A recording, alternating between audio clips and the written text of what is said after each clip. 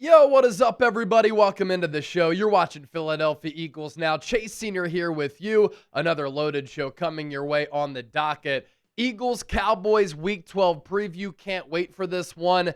And I think this is going to be a really terrific matchup inside the NFC East. What also adds some juice to this game, the Birds going to be rocking their Kelly green jerseys, even though this is a road game against the Dallas Cowboys. And this is the first time that the Eagles will wear those Kelly green jerseys on the road since they were their full-time jerseys. Now, since the Eagles brought back the Kelly green threads, they are undefeated when wearing these jerseys, some of the cleanest uniforms in all of sports. And you think back to some of the legendary Eagles-Cowboys rivalry games when the Eagles were wearing the Kelly green jerseys, it brings back a lot of fantastic memories. Now, the Birds are the road team here at AT&T Stadium, Jerry World, on Sunday for this NFL Week 12 matchup.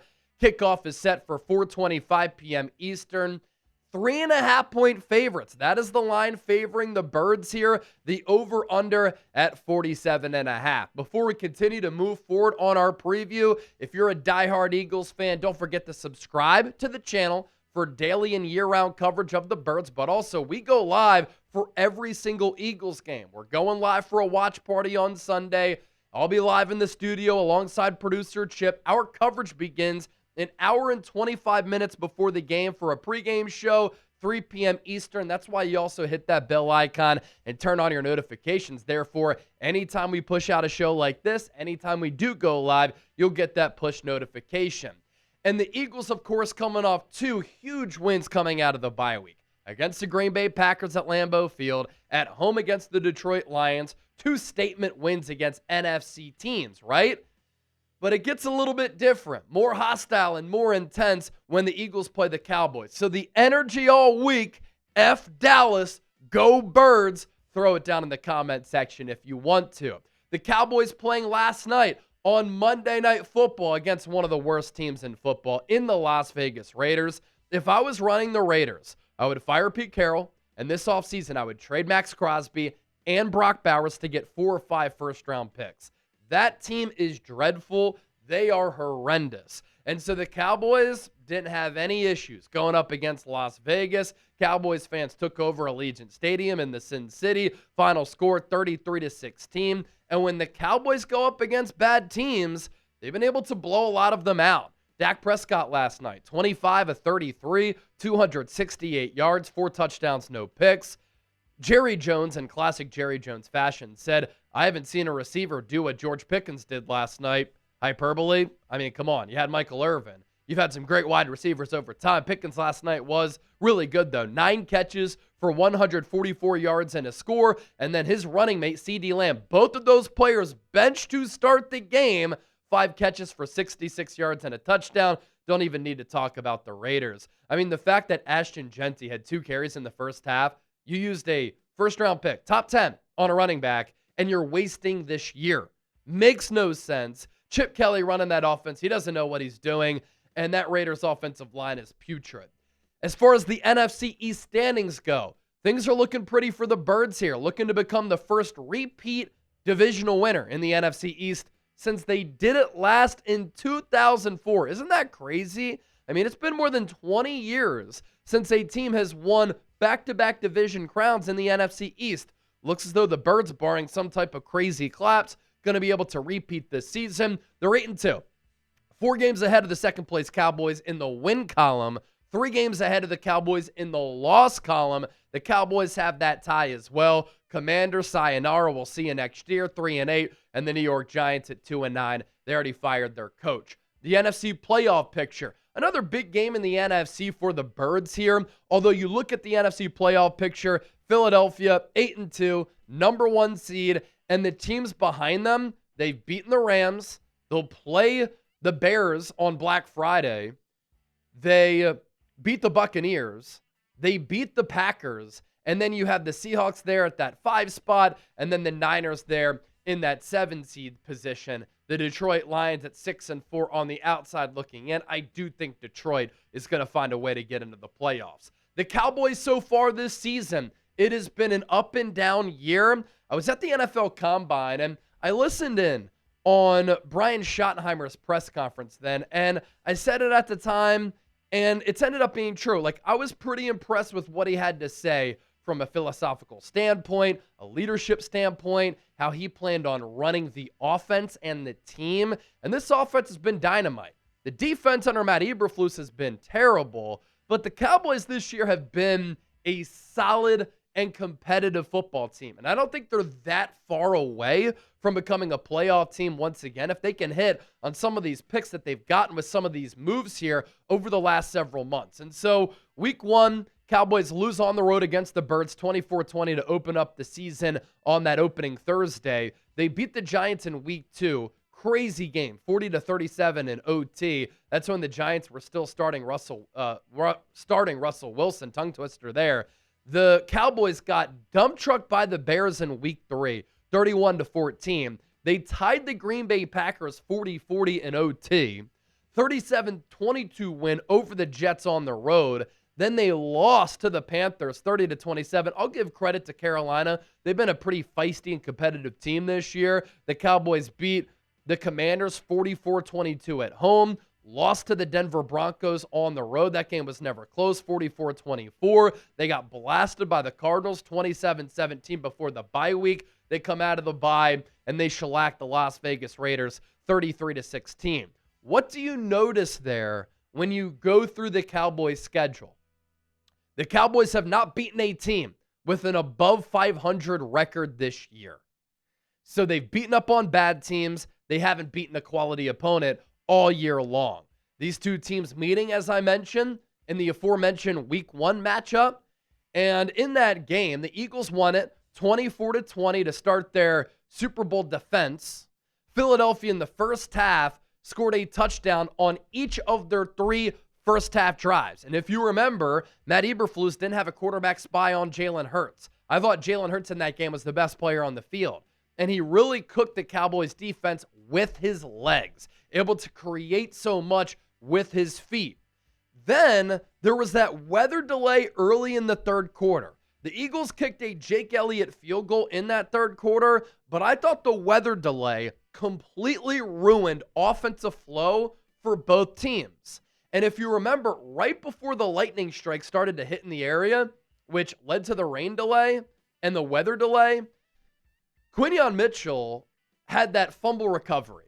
If the Eagles' offense hit the field after that fumble recovery, I think they would have went down and scored. Instead, the weather delay took place, and the Eagles' offense couldn't catch a rhythm, nor could the Cowboys' offense after that. So it was a both teams issue in that game as well. CeeDee Lamb went off, and the numbers, he could have gone off for 200 receiving yards, but he dropped so many passes. Still in that game, he was linking up with Dak, 7 catches for 110 yards. The Eagles, though, since week 1, on the defensive side of the ball, they have become one of the best units in the NFL. And especially over the last couple of weeks, they're really trending in a great direction. While the offense in week 1, up and down. The story of the offense all throughout 2025, very Jekyll and Hyde, inconsistent, and up and down. Now, the Cowboys played last night, so we don't really know what their injury situation is as I record this on Tuesday morning, November 18th. We do have some clarity on the Eagles' injury front. All-pro right tackle Lane Johnson, arguably the best right tackle of all time, not going to play in this game. Expected to miss 4 to 6 weeks due to a Liz Frank injury to his left foot. And this is a big loss for Philadelphia. Can't get past that. With Lane Johnson in his career since he was drafted out of Oklahoma, the Eagles have won nearly 66% of their games. They have a record with Lane of 110, 57, and 1. Without Lane Johnson, they've won less than 30% or 40% of their games. At 39.5, excuse me, they are 15-23 without Lane Johnson. And so Fred Johnson will start at right tackle. He's been great this year when the Eagles have gone jumbo, when he's had to fill in for Lane Johnson. The last 2 years, the Eagles are 5-0 without Lane, and so of late they've been better, but all time, you feel the effects of being without one of the best Eagles players in the history of this organization. We'll see what the injury status is for Cam Jurgens. He left that Lions game early after he had missed the previous 2 games with a knee injury. Hasn't been the same player or a healthy player all year long. Had that back surgery this offseason, still got that big contract, and he's really struggled both in pass protection and opening up holes for Saquon Barkley in the running game. Heading into last Sunday's game against Detroit, we've talked all year about how this offensive line has struggled. The Eagles' starting 5 offensive linemen, Jordan Mailata, Landon Dickerson, Cam Jurgens, Tyler Steen, and Lane Johnson, had played every snap together in just 1 game all year. Then what happened against Detroit when everybody was back healthy once again with that starting 5? Cam Jurgens hurt, Lane Johnson hurt. So the lack of continuity for this Eagles offensive line has led to a lot of issues pass pro and run blocking this year. And this Cowboys defensive line, it's a good one. And it's one that's improving. And it's one that you cannot take lightly. And they also got back to Marvion Overshone. He came off of IR to make a season debut last night. And at that linebacker spot, he's a really dynamic player who can get after the quarterback as a pass rusher as well. And you look at this Cowboys front, Donovan Ezaraku, they used a second-round pick on him. Quinnen Williams, they traded for him. He's one of the top defensive tackles in the game. We'll talk about him a little bit later. Osa Odigizua, fantastic defensive tackle. In that Micah Parsons trade, they brought in Kenny Clark, a pretty solid run-stuffing defensive tackle who last night also was just bulldozing Raiders offensive linemen. And then Jadeveon Clowney, they signed him back several weeks ago, and he's been a pretty active player, and he brings a lot of physicality to that defensive line as well. When I scout the Dallas Cowboys, this Brian Schottenheimer offense is legit. They're scoring a lot of points. They're putting up really good production, and he's calling the plays. Let's give credit where credit is due. I know all of us hate the Dallas Cowboys, but Brian Schottenheimer has done a good job on offense this year.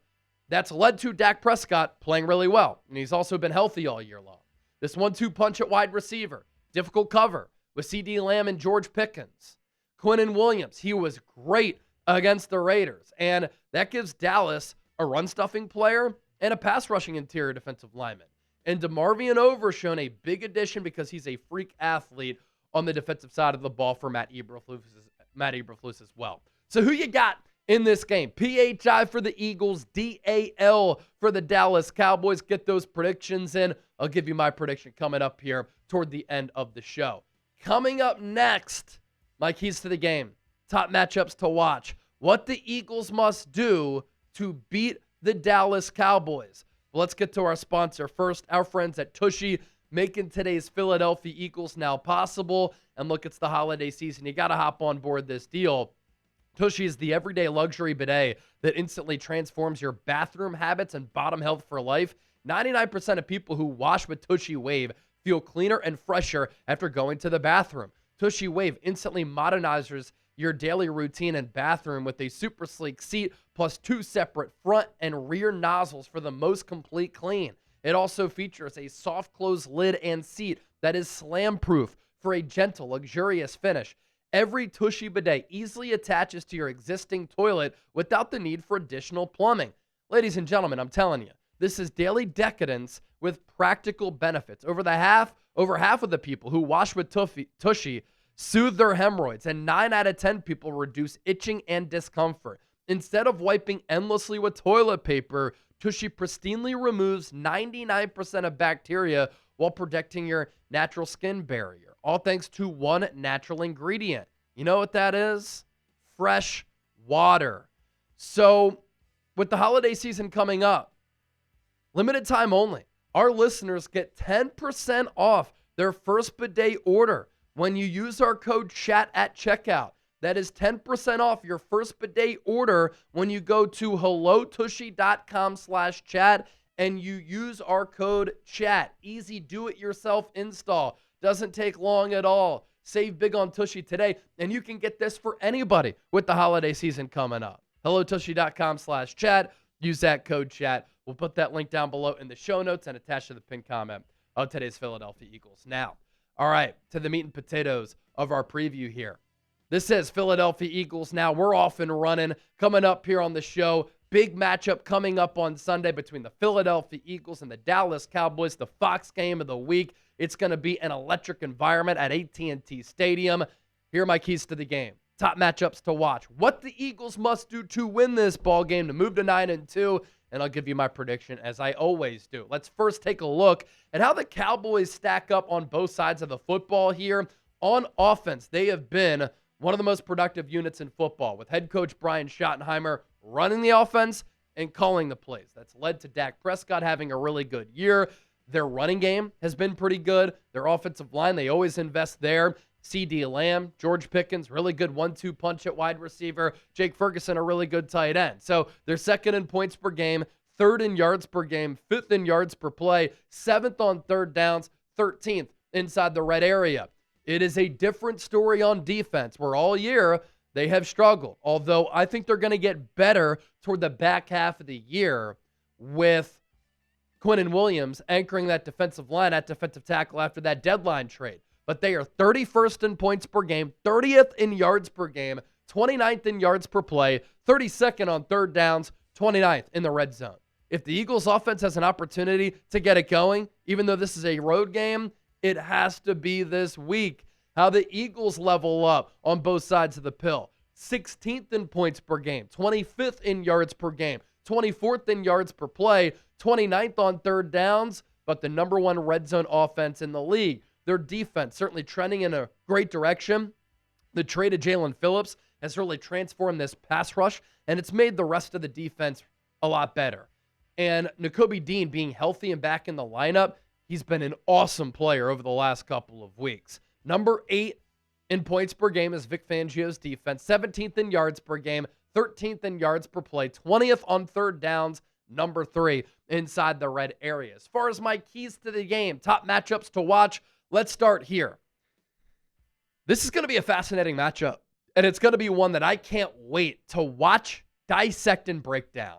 The Cowboys offense, one of the most explosive scoring offenses in the NFL, against this Eagles defense, it's going to be fireworks. And I think this Eagles defense right now has become the second best defense in the National Football League behind the Denver Broncos. This Cowboys offense a couple of weeks ago going on the road to play the Broncos, they were flummoxed.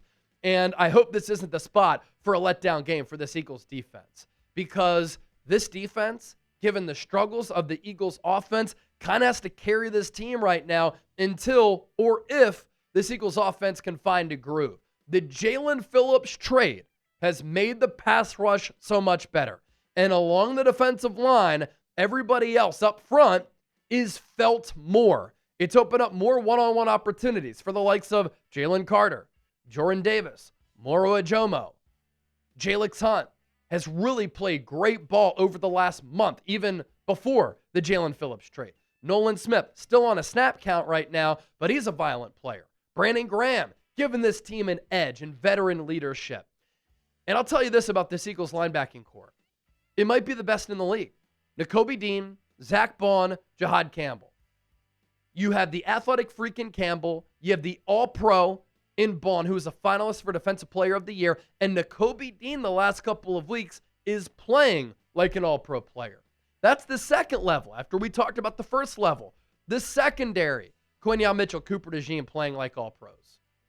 And at safety, the Eagles, they have been good enough. I think Reed Blankenship is underrated, and Drew Makuba hasn't given up some of the explosive plays over the last couple of games that he was early in the year. But this is undoubtedly going to be a test for Vic Fangio's team, and a test that I think can really prepare this Eagles defense for the playoffs, because they're going to see some legitimate high-octane offenses here. Dak Prescott completing nearly 70% of his passes this year. He's already thrown for nearly 2,600 yards, 21 tutties and 6 picks, and a quarterback rating all year long of 102.5. If the Cowboys were winning games more, Dak would be taken more seriously as an MVP candidate. CeeDee Lamb, one of the top wide receivers in football. He's caught 40 of his 61 targets for 557 yards and 2 touchdowns. And the Cowboys over the last couple of years have not had a good number 2 wideout along CD. And so that's impacted their offense. This year they've had it. And George Pickens in a contract year, he is going to get a bag after the season. One thing about him, we know he's physical. He can go up and get it. He plays really hard. 58 catches, for 908 yards already this year and 7 receiving touchdowns. That's not it for the Cowboys. They have one of the more underrated tight ends in football, Jake Ferguson, 6'5", 244, moves really well. He has 60 catches for 400 yards and 7 touchdowns. And then Javonte Williams. Everybody kind of thought that he was cooked, and they wrote him off when he left the Broncos to go to the Cowboys. And last year, analytically, he was one of the worst backs in football. This year, though, he's had a really bounce-back season. 161 totes for 809 yards and 8 touchdowns. So you think about all that production for the Cowboys, goes to show you this offense has been legitimate. Have they gone up against bad teams? For sure. But the production has been eye-opening. Key to the game and matchup to watch number 2. The Eagles' interior offensive line against this remade Cowboys interior defensive line. The Cowboys made that trade at the NFL trade deadline for Quinnen Williams of the New York Jets. He is a star player. And when we see players go from a bad situation to a better situation, they elevate their game, they play a little bit better. And when you put Quinnen Williams on a defensive line alongside a guy like Kenny Clark, and you put him in an environment where the marketability is now better as a Dallas Cowboy, he's going to up his game. And in his debut against the Raiders, he was dominant against Las Vegas. Now, that Raiders offensive line stinks. They started Will Putnam at the center spot, and his lunch was getting eaten. And I covered Will in high school. Glad to see him getting a start at the NFL level after he was undrafted, but he was not a good matchup for Quinnen Williams and Kenny Clark. And Quinnen Williams against the interior of that Raiders offensive line ate up a sack and a half, 7 total pressures, and a pass rush win rate of 21.4%. This is a concern for the Eagles because their interior offensive line this year has not been good, and they have not played up to their level. They've been hurt, and it just comes down to them not playing good football. And that has led to this Eagles ground game struggling to get going. And a sign of bad offensive line play, which leads to a bad and struggling running game, is yards before contact. It has gone down year over year for Saquon Barkley, 2.61 to 1.54. More than a yard less as far as yards before contact. So there has been a lack of blocking for the Eagles, execution for the Eagles, and hole creation. So many times when Saquon has gotten a carry, he's met immediately in the backfield.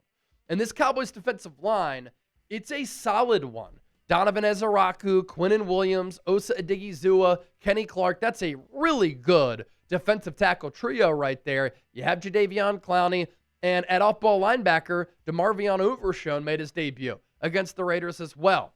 Key to the game number 3, working off of that point, can this Eagles offense finally do something?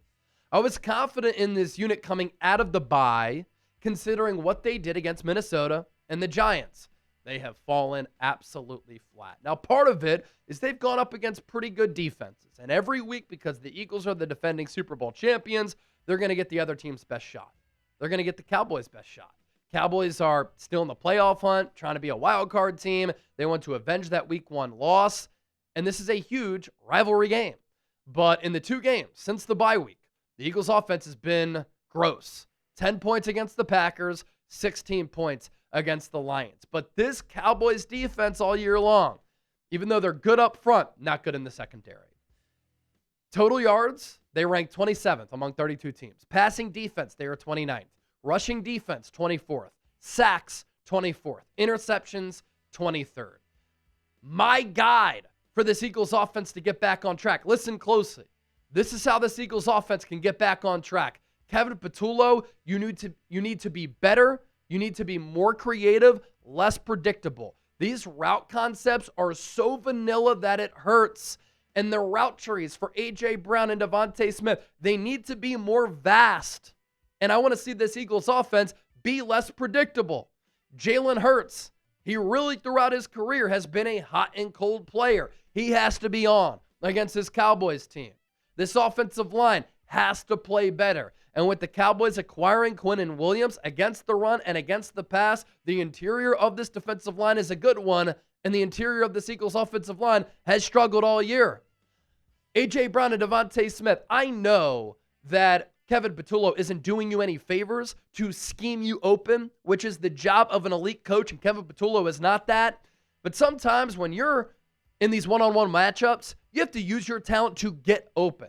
And oftentimes this year, A.J. and Smitty have struggled to get open, more so A.J. than Smitty. And this third down offense has been one of the worst in the NFL. It has to improve moving forward, and it has an opportunity to get on the right track against the Dallas Cowboys on Sunday. Cue to the game number 4, Big Fangio. I think you're going to learn from your mistake in week 1. And part of this was scheme, because Brian Schottenheimer would put CeeDee Lamb in motion so that he could be matched up against Adoree Jackson. Formation-wise, personnel-wise, the Cowboys did a good job of getting CeeDee Lamb on Adoree Jackson. It can't happen this week. And we've seen an increase in Cooper DeJean this year, playing more on the outside than in the slot. Michael Carter starting to get some more snaps for this Eagles defense, and I'll give credit where credit is due. Since week 1, when Adoree Jackson was burnt to a crisp, he hasn't given up more than 40 receiving yards in a single game. But against CeeDee Lamb and against George Pickens, I know this, the Cowboys are going to try to pick on Adoree Jackson. And you look back to week 1, CeeDee Lamb had 7 catches for 110 yards. He could have gone off for 2 bills. He dropped a lot of passes. And then lastly, there's a lot of noise around this Eagles team. The offense has not been good. Some people think that the 2025 Eagles are going to be the 2023 Eagles. There was that report from Derek Gunn that a lot of people inside the Eagles organization are not happy with Jalen Hurts. It's crazy that in the city of Philadelphia, a team can be 8-2, number 1 seed in the NFC, opportunity to get home field advantage, to try to repeat as Super Bowl champions, and there's this much negativity around this football team. But that's what happens in Philadelphia, because the city is built different, and we just care about our football team a lot more than other fan bases across the NFL. But there's a lot of noise around this team right now. How can the Eagles put that noise to rest? How can they silence a lot of the chatter? By having a stellar defensive performance, but this offense bringing it and putting up a huge game as far as production. And I'll say this, a lot of people are worried about this Eagles team. The difference between the 2023 Eagles team that lost 6 of 7 to end the year and the 2025 Eagles team, which right now has some drama, the 2023 defense was coordinated by Sean Desai and Matt Patricia. The 2025 team is coordinated by Vic Fangio. And the defensive personnel is far superior to the 2023 team that was bringing guys in off the street, and they were old and worn down. This 2025 Eagles defense is elite. They're young, and they're so much better. So predict the score. Eagles, Cowboys. Cannot wait for this one. I think we just put together the best preview that you'll find here on YouTube. I'm going to go Eagles 24-18. And it's going to be a step in the right direction for this Eagles offense. They score 3 touchdowns, which compared to the last 2 games, it's pretty damn good. This Eagles defense on the road, they hold this high-octane Cowboys offense to 18 points. Eagles cover the spread. They move to 9-2 on the year. They silence some of the noise, and they win by 6.